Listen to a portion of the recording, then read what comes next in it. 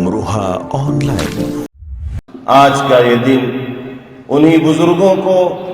ان کی خدمات کو، ان کی قربانیوں کو یاد کرنے کا دن ہے اور ان کو سلام کرنے کا دن۔ آج ہمارے ملک میں جگہ جگہ جشن آزادی کے عنوان پر پروگرام منعقد ہو رہے ہیں، اور آزادی کے بعد سے برابر اسی عنوان پر پروگرام منعقد کیے جاتے رہے، لیکن آج ہمیں یوم آزادی کے موقع پر جشن کا لفظ اپنی زبان سے ادا کرتے ہوئے کچھ اٹپٹا سا محسوس ہوتا ہے، نامناسب محسوس ہوتا ہے، غیر معقول محسوس ہوتا ہے، اس لیے کہ جس آزادی کا خواب ہمارے بزرگوں نے اس ملک کے اندر دیکھا تھا، جب ہم گزشتہ چند سالوں کے حالات پر نگاہ ڈالتے ہیں تو ہم اس نتیجے پر پہنچتے ہیں کہ ہمارے اکابر و بزرگان دین اور مجاہدین آزادی کی قربانیوں کو بھلانے کی اور فراموش کرنے کی کوشش کی جا رہی ہے، اور برسر اقتدار طبقے کے ذریعے آزادی اور جمہوریت کے نام کو اس ملک کے لیے کلنک اور دھبے کے طور پر استعمال کیا جا رہا ہے۔ آزادی کا جشن مناتے ہوئے اس وقت اچھا لگتا جب ملک کا ہر شہری، چاہے اس کا تعلق اکثریتی طبقے کے ساتھ ہو یا اقلیتی طبقے کے ساتھ ہو، ہر طرح کی آزادی کے ساتھ اس ملک میں جی رہا ہوتا، مذہبی آزادی اس کو مکمل طور پر حاصل ہوتی، فکری آزادی اس کو مکمل طور پر حاصل ہوتی، وہ اپنے اس پیارے آزاد وطن میں ایک باعزت شہری ہونے کی حیثیت سے اپنے جان و مال کو محفوظ رکھتے ہوئے زندگی گزارتا، تب تو آزادی کا جشن مناتے ہوئے اچھا لگتا۔ لیکن آج جو صورتحال فرقہ پرستوں نے اس ملک کے اندر بسنے والے لوگوں کی اور خاص طور پر اقلیت کی، آدیواسیوں کی، قبائلی کی اور پچھلے طبقے کی لوگوں کی بنا دی ہے، جب وہ صورتحال ہمارے سامنے آتی ہے تو آزادی کا جشن منانا ہمیں اچھا نہیں لگتا۔ 8 اگست میں جنتر منتر پر نفرت انگیز طبقے کی ایک پوری جماعت اکٹھی ہوتی ہے اور مسلمانوں کے خلاف آزادی کے بعد نفرت کے وہ نعرے لگائے جاتے ہیں کہ جن کی مثال شاید آزادی کے بعد سے اب تک ہمارے ملک کی اس تاریخ میں نہیں ملے گی۔ ہونا تو یہ چاہیے تھا کہ ان تمام لوگوں کو جو اس نفرت انگیزی کی مہم کے اندر شامل تھے، قانون کی بندشوں کے اندر گرفتار کیا جاتا اور ان کو قرار واقعی سزا دی جاتی، تاکہ آئندہ کسی کو اس طرح کا اقدام کرنے کی جرأت و ہمت نہ ہوتی۔ لیکن آپ دیکھ رہے ہیں آج صورتحال یہ ہے کہ عدالتوں کی کرسیوں پر بیٹھے ہوئے جو ججز ہیں وہ بھی فیصلہ کرتے ہوئے اقتدار کی کرسی پر بیٹھی ہوئی طاقتوں کی نگاہوں کو دیکھتے ہیں۔ ان متکبرین کا جو اشارہ ہوتا ہے، مجھے معاف کیجئے گا کہ عدالت کی کرسیوں پر بیٹھے ہوئے لوگ بھی انہی اشاروں کے مطابق قلم چلاتے ہیں۔ جب یہ صورتحال ہوگی تو پھر آزادی کا جشن کیسے منایا جائے گا اور کیوں منایا جائے گا؟ ہمیں وہ آزادی چاہیے جس آزادی کو حاصل کرنے کے لیے ہمارے بزرگوں نے نہ اپنی جان کی پرواہ کی، نہ اپنے مال کی پرواہ کی، نہ اپنی عزت و آبرو کی پرواہ کی، نہ اپنی اولاد کی پرواہ کی۔ آج یہ سمجھا جا رہا ہے کہ ہماری تعداد زیادہ ہے، اکثریتی طبقہ اپنے زوم میں آ کر ملک کی اقلیت کو پھر غلامی کی طرف لے جانا چاہتا ہے، اور ایسا ماحول بنا دیا گیا ہے کہ برسر اقتدار طبقے کے نظریات کے خلاف اگر کوئی آدمی زبان کھولتا ہے یا قلم چلاتا ہے تو اس کو فوراً پیش دروہی کہہ دیا جاتا ہے، ملک کا باغی کہہ دیا جاتا ہے، اور ملک کا دشمن اس کو گردانا جانے لگتا ہے۔ ایک دوسری غلامی کی جانب ہمیں دھکیلنے کی کوشش کی جا رہی ہے۔ میں اس موقع اسٹیج سے پورے اعتماد کے ساتھ یہ کہنا چاہتا ہوں کہ ہم وہ لوگ ہیں، ہمارا تعلق ان اکابر سے اور ان بزرگان دین سے ہے، اس نسل سے ہمارا رشتہ ہے جنہوں نے انگریزوں جیسی ظالم و جابر طاقتوں کی غلامی کو گوارا اور برداشت نہیں کیا۔ تم کون ہوتے؟ تم اگر یہ سمجھتے ہو کہ ہم اپنی اکثریت اور طاقت کی وجہ سے اقلیت کو دبا لیں گے اور اپنا غلام بنا کر اس ملک میں زندگی گزارنے پر مجبور کر لیں گے، تو تمہارا یہ وہ خواب ہوگا جو کبھی شرمندہ تعبیر نہیں ہو پائے گا۔ مسلمان غلامی اللہ کے سوا کسی کی اختیار نہیں کر سکتا۔ ہم اس ملک میں آزادی کے ساتھ جیتے رہے ہیں اور انشاءاللہ جب تک جان میں جان رہے گی اسی آزادی کے ساتھ جینے کی کوشش کریں۔ آج ہم اپنے غیر مسلم برادران وطن سے بھی یہ مطالبہ کرتے ہیں کہ جس طرح آپ کے پرکھوں نے اور آپ کے بزرگوں نے ہمارے بزرگوں کے شانہ بشانہ کھڑے ہو کر میدان میں آ کر انگریزی سامراج سے لوہا لیا اور ان کی غلامی سے نجات حاصل کرنے کے لیے راستوں کو ہموار کیا، اسی طرح آج بھی ملک کے انصاف پسند اور سیکولر مزاج اور ذہن رکھنے والے غیر مسلم برادران وطن کو میدان میں آنا ہوگا، اقلیتوں کے شانہ بشانہ کھڑے ہونا ہوگا، اور ایک خاص ذہن رکھنے والا طبقہ جس طرح کی غلامی کی طرف ملک کی اقلیت کو لے جانا چاہتا ہے، اس غلامی سے نکالنے کے لیے غیر مسلم برادران وطن کو بھی میدان میں سامنے آ کر جد و جہد کرنی ہوگی، تبھی یہ ملک ہمارا آتش سے اور آگ سے بچ پائے گا۔ آج اگر اقلیتوں کے ساتھ غیر مسلم منصف برادران وطن نے اس جد و جہد کا اور سنجیدگی کا مظاہرہ نہیں کیا تو آنے والے دنوں میں کیا صورتحال ہوگی اس کے بارے میں کچھ نہیں کہا جا سکتا۔ اگر ہمیں اس ملک سے پیار ہے، اس ملک سے محبت ہے، اگر ہم اپنے بزرگوں کے جانشین اور ان کے وارث ہیں، تو ملک میں آزادی کے اسی ماحول کو برقرار رکھنے کے لیے ہمیں جان و تن کی بازی لگانی ہوگی، جو ماحول ہمارے بزرگوں نے انگریزی سامراج سے مقابلہ کر کے جد و جہد کر کے ان کو دن میں تارے دکھا کر اس ملک کے اندر برپا کیا تھا، ہم سب اس ماحول کی حفاظت کرنے کے ذمہ دار ہیں۔ یہ عہد لینا ہوگا، یہ مہم چلانی ہوگی اور ایسا ہی مزاج ملک میں بسنے والے طبقوں کا بنانا ہوگا، تب جا کر یہ ملک دنیا کے نقشے میں مثالی ملک بن سکتا ہے اور آزادی کا وہی ماحول اس ملک میں دیکھنے کو مل سکتا ہے جو ماحول بنانے کی اور پیدا کرنے کی ہمارے بزرگوں نے اور اکابر نے کوشش کی۔ جہاں تک جدوجہد آزادی میں مسلمانوں کے اور حضرات علماء کرام کے تاریخی کردار کا سوال ہے، ان کی قربانیوں کا سوال ہے، تو اس کو تو بھلایا نہیں جا سکتا اور تاریخ کے صفحات سے مٹایا نہیں جا سکتا۔ جدوجہد آزادی کی تاریخ اس وقت تک مکمل نہیں ہو سکتی جب تک کہ مسلمانوں کی خدمات، قربانیاں اور ان کی کارگزاریاں اور علماء کرام کی خدمات کا تذکرہ نہ کیا جائے۔ مشترکہ جدوجہد کا سلسلہ تو 1857 کے بعد سے شروع ہوتا ہے، جب مسلم و غیر مسلم اور ملک میں بسنے والے تمام طبقات انگریزوں کے خلاف میدان عمل میں آتے ہیں، لیکن 1857 سے برسہ برس پہلے صرف اور صرف مسلمان بلکہ علماء کرام انگریزی سامراج کے خلاف محاذ آرائی میں منہمک اور مشغول دکھائی دیتے ہیں۔ اس وقت سے مسلمان انگریزوں کا مقابلہ کر رہے ہیں جب ملک میں بسنے والے لوگوں کو یہ احساس بھی نہیں تھا کہ انگریز کس نیت سے ہمارے ملک کے اندر آیا۔ اس تاریخ کو یاد رکھنا چاہیے، دہرانا چاہیے اور دنیا کے سامنے اس کو ذکر کرنا چاہیے۔ 1498 سے انگریز کی اس ملک میں آمد و رفت کا سلسلہ شروع ہوتا اور 1601 میں منظم طور پر انگریز ایسٹ انڈیا کمپنی کے بینر تلے تاجروں کا بھیس پہن کر رہزنوں اور ڈاکوؤں کی شکل میں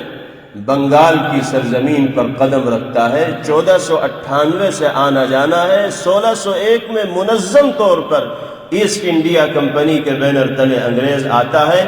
بظاہر وہ اپنے کو تاجر کہتے ہیں، کاروباری کہتے ہیں، لیکن حقیقت میں ان کا مقصد ہندوستان پر قبضہ کرنا۔ 1707 میں جب شہنشاہ اورنگزیب عالمگیر علیہ الرحمہ اس دنیا سے تشریف لے جاتے ہیں اور مغلیہ سلطنت کی جڑیں کمزور ہونے لگتی ہیں، تو انگریز کو موقع مل جاتا ہے حکومتی کام کاج میں دخل اندازی۔ وہ اپنے پاؤں پھیلانا شروع کر دیتے ہیں، اپنے ارادوں کا اور نیتوں کا اظہار شروع کر دیتے ہیں، لیکن اس وقت بھی ملک میں بسنے والے طبقے کو یہ احساس نہیں ہوتا کہ انگریز چاہتا کیا ہے۔ لوگ یہی سمجھتے ہیں کہ تو تاجروں کی ایک ٹیم ہے جو برطانیہ سے آئی ہوئی۔ آپ کو معلوم ہونا چاہیے کہ انگریزوں کے ارادوں کو سب سے پہلے جس شخصیت نے بھانپا ہے اور محسوس کیا ہے وہ حضرت مجدد الفسانی شیخ احمد سرہندی نور اللہ مرقدہ۔ انہوں نے سب سے پہلے اس ملک میں بسنے والے لوگوں کو یہ سمجھایا کہ دیکھو، یہ انگریز تمہارے ملک میں تاجر اور کاروباری بن کر نہیں آئے ہیں، چاہے یہ تجارت و کاروبار کر رہے ہو، لیکن ان کا مقصد اس سرزمین پر قبضہ جمانا ہے۔ اس لیے ان سے دوری بناؤ، ان سے معاملات ختم کرو اور ان کو ان کے ملک بھیجنے کی کوششیں آج سے شروع کر دو، ورنہ جو ان کے قدم مضبوط ہوں گے تمہاری حیثیت اور تمہاری وقت کمزور ہوتی چلی جائے گی، اور ایک دن وہ آئے گا کہ میدان تمہارے ہاتھ سے نکل چکا ہو۔ لیکن حضرت مجدد الفسانی علیہ الرحمہ کی بات اس وقت لوگوں کی سمجھ میں نہیں آتی تھی۔ لوگوں کو اس بات پر یقین ہی نہیں ہو پا رہا تھا کہ اتنی دور سے آئے ہوئے لوگ اتنی بڑی سلطنت و حکومت پر کیسے قابض ہو جائیں گے، لیکن حضرت کو اس کا ادراک تھا، اور انہوں نے اپنے متبعین، اپنے ماننے والوں، اپنے تلامذہ اور اپنے شاگردوں کے دلوں میں بھی اسی فکر کو اور اسی کڑھن کو پیدا کیا کہ تمہیں ہر محاذ پر انگریزوں سے محتاط رہنے کی، ان سے دوری بنائے رکھنے کی اور ان کو اپنے ملک سے دور کرنے کی کوشش کرنی۔ حضرت مجدد الفسانی علیہ الرحمہ دنیا سے تشریف لے گئے، لیکن جو جذبہ آپ کے دل میں موجزن تھا وہ منتقل ہوتے ہوتے حضرت شاہ ولی اللہ محدث دہلوی علیہ الرحمہ کے پاس آیا۔ شاہ صاحب نے بھی اسی جذبے کے مطابق لوگوں کا ذہن بنایا، مختلف اسفار کیے، حقیقی صورتحال سے لوگوں کو واقف و باخبر کرایا۔ حضرت شاہ ولی اللہ علیہ الرحمہ بھی دنیا سے تشریف لے گئے، لیکن جو جذبہ، جو کڑھن، جو فکر ان کے دل کے اندر تھی، اس فکر کو انہوں نے اپنے تلامذہ اور اپنے متبعین اور ماننے والوں کے دلوں میں منتقل کیا۔ شاہ صاحب کے بعد آپ کے لائق و فائق فرزند و جانشین حضرت شاہ عبدالعزیز محدث دہلوی علیہ الرحمہ اسی فکر اور جذبے کے امین بنے، اور جہاں تک کام حضرت شاہ ولی اللہ علیہ الرحمہ لے کر گئے تھے اس سے آگے شاہ عبدالعزیز محدث دہلوی علیہ الرحمہ اس کام کو لے کر چلے، اور پوری طاقت و قوت کے ساتھ انہوں نے ملک میں بسنے والے لوگوں کو یہ باور کرایا کہ یہ ہمارے دوست، ہمارے خیر خواہ اور ہمارے ہمدرد نہیں ہیں، بلکہ یہ ہمارے پیروں تلے زمین نکالنے کے لیے اس ملک کے اندر آئے۔ یہاں تک کہ 1803 میں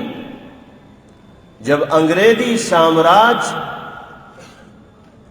دہلی کی سلطنت پر براجمان ہونے میں کامیابی حاصل کرتا ہے اور لال قلعے پر فتح کا جھنڈا ان کی طرف سے گاڑا جاتا ہے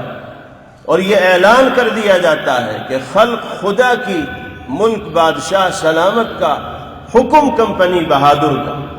اور لوگوں کی زبان پر یہ بات آ جاتی ہے کہ حکومت شاہ عالم از دہلی تا پالم، یعنی بادشاہ کی حکومت دہلی سے پالم تک ہی ہے، سارے ملک پر انگریزوں ہی کا اقتدار ہو گیا ہے، ان کا تسلط اور قبضہ ہو گیا۔ ایسے نازک وقت میں وہ جیالہ، وہ بہادر، وہ دلیر جس نے انگریزوں کی آنکھوں میں آنکھیں ڈال کر گفتگو کی اور ان کو میدان سے بھگانے کا علم بلند کیا کوئی اور نہیں بلکہ ہم سب کے سرخیل حضرت شاہ عبدالعزیز محدث دہلوی علیہ الرحمہ ہی۔ انہوں نے سب سے پہلے انگریز کے خلاف جہاد کا فتویٰ صادر کیا اور یہ عام اعلان کر دیا کہ آج سے ہمارا ملک غلام ہو گیا ہے، اور غلامی سے نجات حاصل کرنے کے لیے اور آزادی حاصل کرنے کے لیے جد و جہد کرنا، میدان جہاد کو گرم کرنا اور اپنی جان و مال کی قربانی پیش کرنے کے لیے آگے آنا، یہ ہم سب کا فریضہ بن چکا ہے۔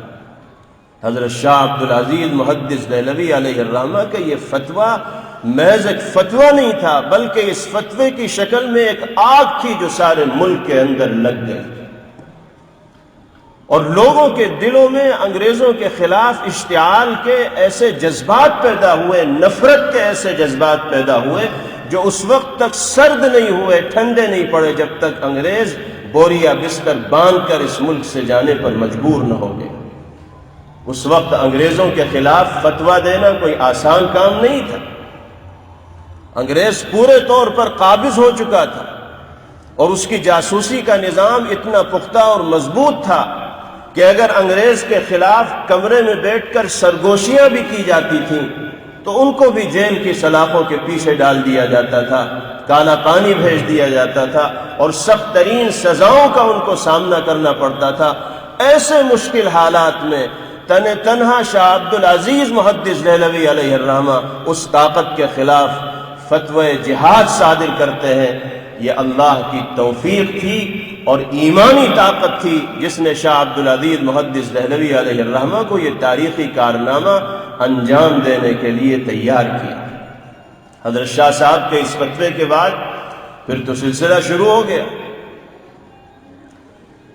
1803 میں یہ فتویٰ آیا، اس سے پہلے 1799 میں سرنگا پٹنم کا جانباز مجاہد شیر ہند سلطان ٹیپو شہید علیہ الرحمہ برابر انگریزوں کے خلاف محاذ آرائی میں لگا ہوا، اور انگریز یہ محسوس کرتا ہے کہ ہمارے لیے ملک کے اقتدار پر قبضہ جمانے میں سب سے بڑی رکاوٹ سلطان ٹیپو شہید علیہ الرحمہ، ان کو جب تک راستے سے ہٹایا نہیں جائے گا اس وقت تک ہم ہندوستان کے اقتدار پر قابض نہیں ہو پائیں۔ چنانچہ تاریخ یہ بتاتی ہے کہ اپنوں ہی کی غداری کی وجہ سے، میر صادق جیسے لوگوں کی غداری کی وجہ سے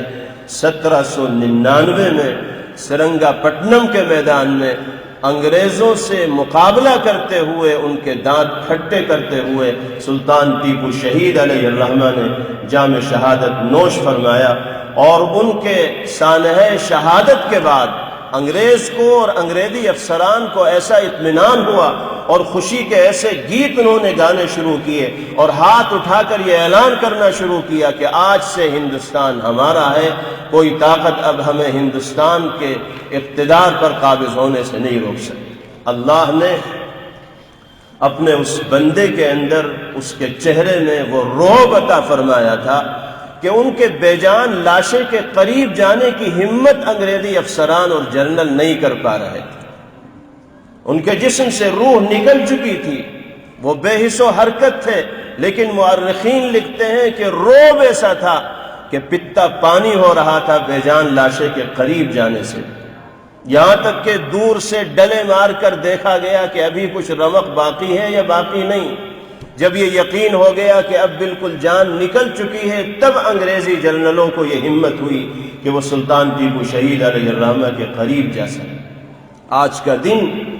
ایسے ہی مجاہدین آزادی کی خدمات کو اور قربانیوں کو خراج عقیدت پیش کرنے کا دن، اور کتنے افسوس کی بات ہے کہ چند سالوں سے اسی ملک کے اندر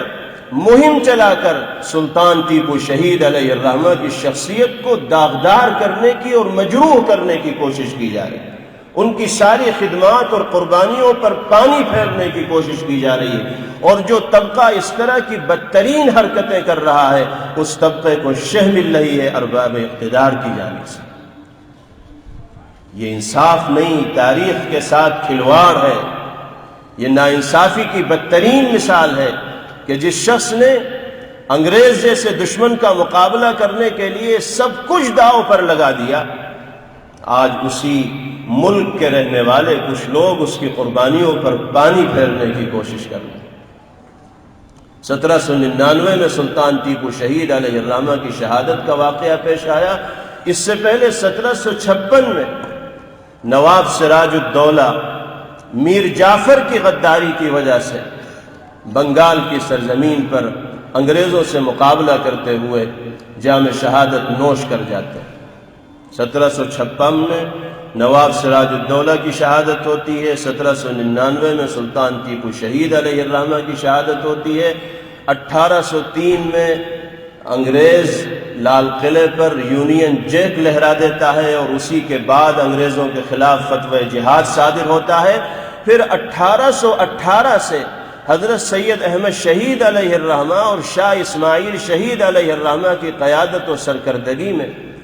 علماء اور دردمندان ملت کا ایک قافلہ ملک کے طول و عرض میں سفر کرتا ہے، گاؤں گاؤں جاتا ہے، قریہ قریہ جاتا ہے، دیہات دیہات جاتا ہے، بستی بستی جاتا ہے، مسلمانوں کے درمیان بھی جاتا ہے، غیروں کے درمیان بھی جاتا ہے، اور ذہن سازی کی جاتی ہے، انگریزوں کے خلاف محاذ تیار کیا جاتا ہے، پورے ملک میں ایک ماحول بنایا جاتا ہے۔ 1818 سے 1831 تک برابر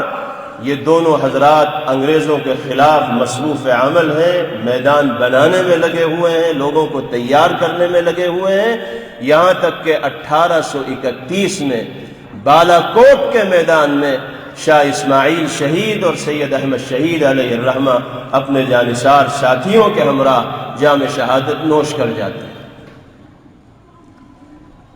بڑی طاقت کمزور پڑ جاتی ہے۔ وہ مجاہدین جو تیار ہوئے تھے بالا کوٹ کے میدان میں شہادت کا جام نوش کر جاتے ہیں، لیکن جو لوگ باقی رہتے ہیں وہ ہمت نہیں ہارتے۔ انگریزوں کے خلاف اشتعال کی جو بڑھتی ہوئی آگ ہے وہ مدھم تو ضرور پڑتی ہے، لیکن جو چنگاری لگی ہوئی ہے وہ چنگاری ختم نہیں ہوتی۔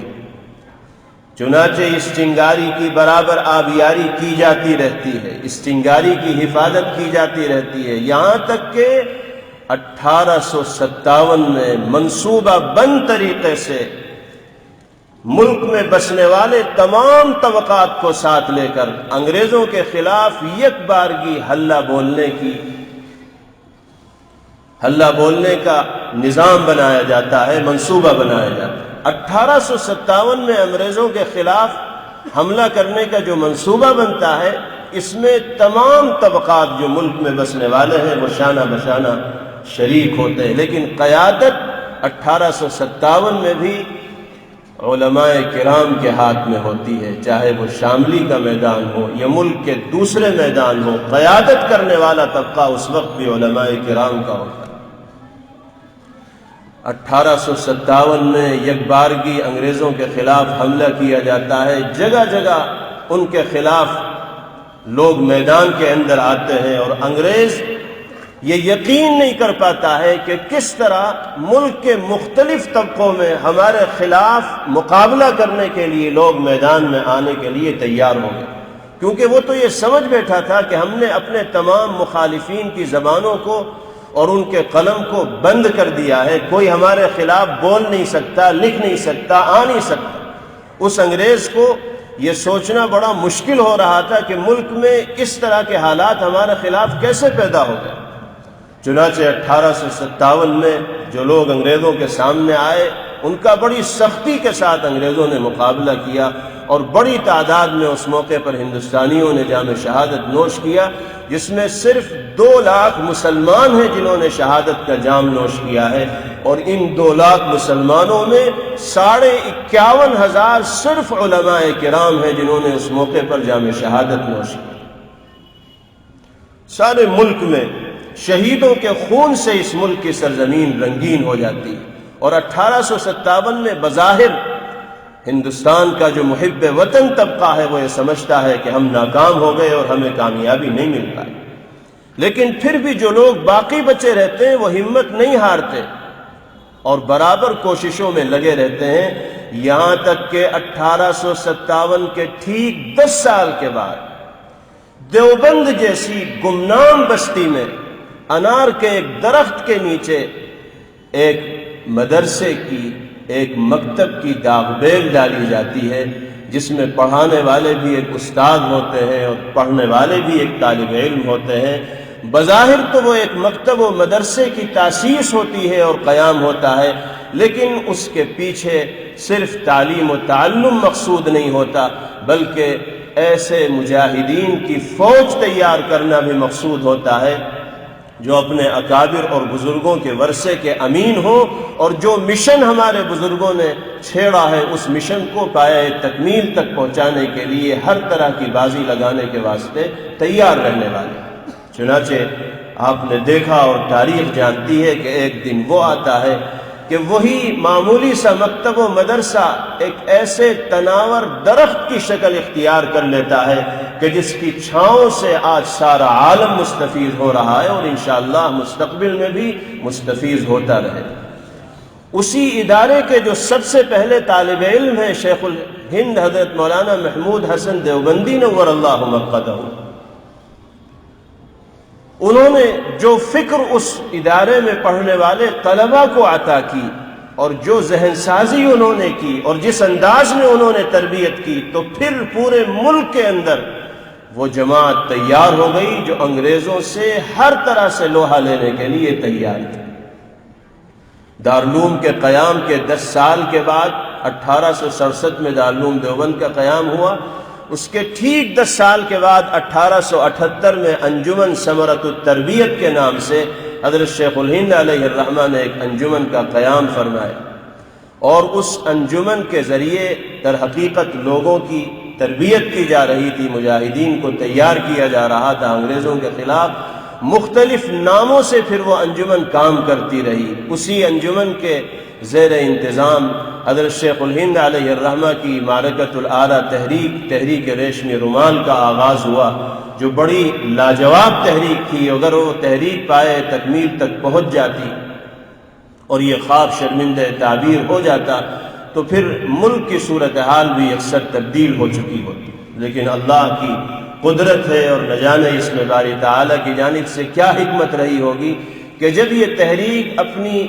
آخری منزل کے بالکل قریب پہنچ چکی تھی اور سارا نظام طے ہو چکا تھا کہ اندرونی طور پر انگریزوں کے خلاف بغاوت کی جائے گی، اور بیرونی جو طاقتیں تھیں ان سے شیخ الہند علیہ الرحمہ کے روابط ہو چکے تھے، پوری تیاری ہو چکی تھی کہ اندرونی طور پر ہم لوگ انگریزوں کے خلاف بگل بجائیں گے، بیرونی طور پر آپ لوگ انگریز پر دباؤ ڈالیں گے، ہماری طرف سے ایک نئی حکومت قائم کر دی جائے گی جو انگریزی حکومت کی متوازی ہوگی، اور اس حکومت کے جو عہدیداران تھے ان کو بھی طے کر دیا گیا تھا۔ راجہ مہندر پرتاپ کو اس حکومت کے لیے صدر کا عہدہ تجویز کیا گیا تھا۔ یہ ساری چیزیں تشکیل پا چکی تھی، لیکن قبل اس کے کہ اس پر عملی طور پر اس کا نفاذ ہوتا، راز فاش ہو گیا، اور 1878 میں انجمن ثمرۃ التربیت کے نام سے جس تحریک کا آپ نے آغاز فرمایا تھا، 1915 میں حضرت شیخ الہند علیہ الرحمہ اس راز کے فاش ہونے کی وجہ سے پابند سلاسل کر دیے گئے۔ آپ کو مالٹا کی جیل میں قید با مشقت کی سزا گزارنی پڑی، آپ کو وہاں صعوبتوں کا، مشقتوں کا اور دشواریوں کا سامنا کرنا پڑا۔ آپ کے ساتھ آپ کے تلامذہ حضرت شیخ الاسلام مولانا سید حسین احمد مدنی نور اللہ مرقدہ، حضرت مولانا عزیر گل صاحب علیہ الرحمہ اور دیگر حضرات بھی تھے۔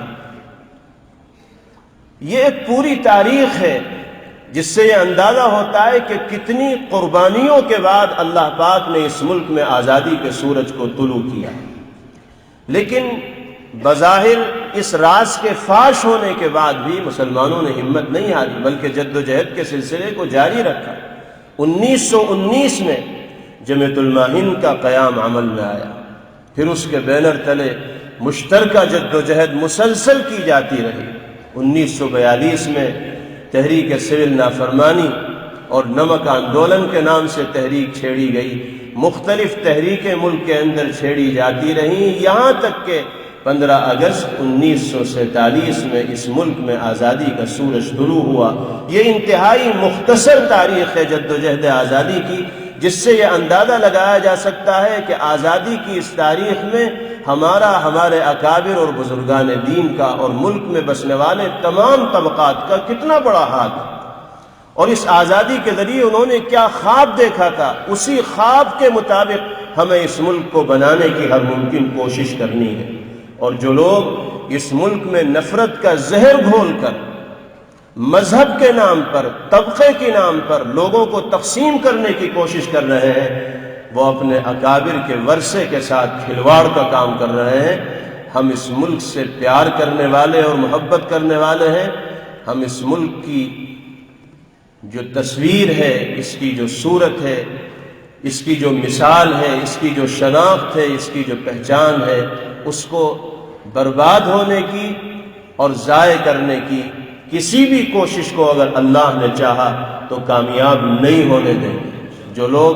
زہر گھول کر ملک کا ماحول خراب کرنا چاہتے ہیں، ان کے خلاف اسی طرح مشترکہ جدوجہد کی ضرورت ہے جس طرح انگریزی سامراج کی غلامی سے اور ان کے چنگل سے نجات حاصل کرنے کے لیے مشترکہ جدوجہد کی گئی تھی۔ مجھے امید ہے کہ ملک میں بسنے والے غیر مسلم برادران وطن کا بھی انصاف پسند طبقہ اس حقیقت کو سمجھے گا اور نفرت کا زہر گھولنے والی ان طاقتوں کو منہ توڑ جواب دینے کے لیے اقلیتوں کے ساتھ میدان عمل میں آ کر ملک کی حفاظت کا انتظام کرے گا۔ اللہ پاک ہم سب کے حامی و ناصر و مددگار ہو۔ وآخر دعوانا ان الحمدللہ رب العالمین۔